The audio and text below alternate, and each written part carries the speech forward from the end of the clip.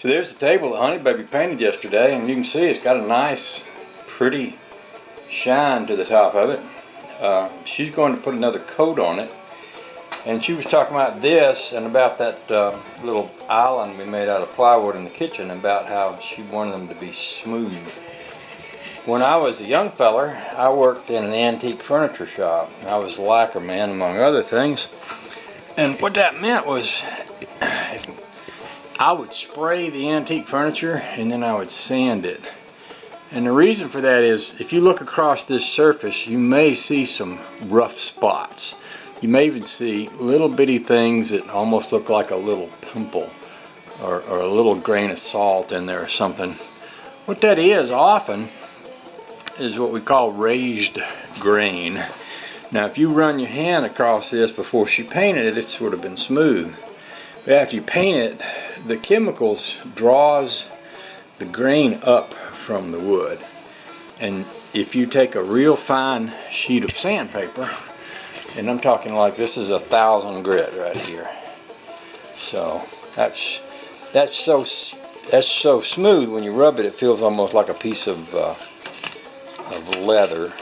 That suede leather, it feels almost like you're rubbing a little piece of suede. It's not scratchy at all.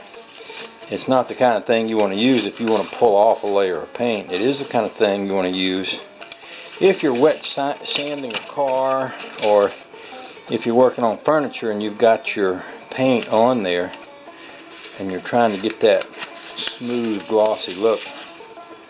I used to do this with lacquer in the antique furniture shop. Like I say, I was the lacquer man, and we'd have 5-gallon buckets up in the ceiling full of lacquer, and with a line hooked down to a spray gun. And what I would do is I'd go in and spray the furniture, wait till it dried, and then I'd go back with a piece of this kind of sandpaper and I'd just go over the edges like this. Now I'm not trying to sand off anything. In other words, I'm not trying to remove any kind of finish or anything like that. I'm just making it smooth. Now if I run my hand over here, I can feel that. If I run it over here, I can't. And basically all I'm doing is just taking this little piece of sandpaper, just rubbing it gently, very gently really. Like I say, I'm not trying to remove anything.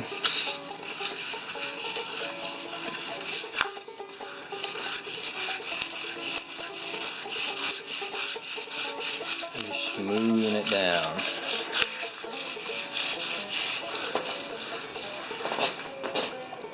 Now that is smooth.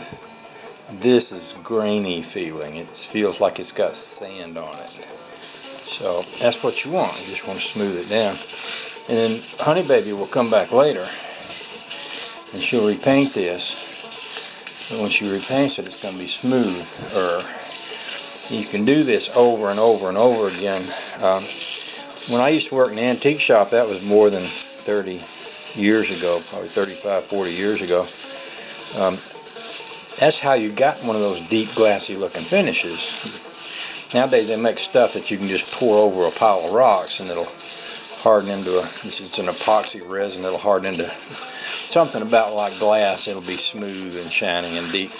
I don't even know if that stuff was around or being used back then. I know there was some resins around for doing fiberglass work, but even now it's pretty new to a lot of people, you know. Wasn't a lot of fiberglass work we were doing back then. So what we do instead is we'd do what I just did. We'd sand on a piece of furniture like that, smooth it down, put another coat of paint on it. They used to talk about buying a piece of furniture that had 15 coats of hand rubbed lacquer on it. Well, that's what they're talking about. So Honey Baby wasn't feeling so hot today, so I told her I'd get out here and do this table over for her. So that's what I'm doing. Just got a little piece of sandpaper out and just keeping that table a little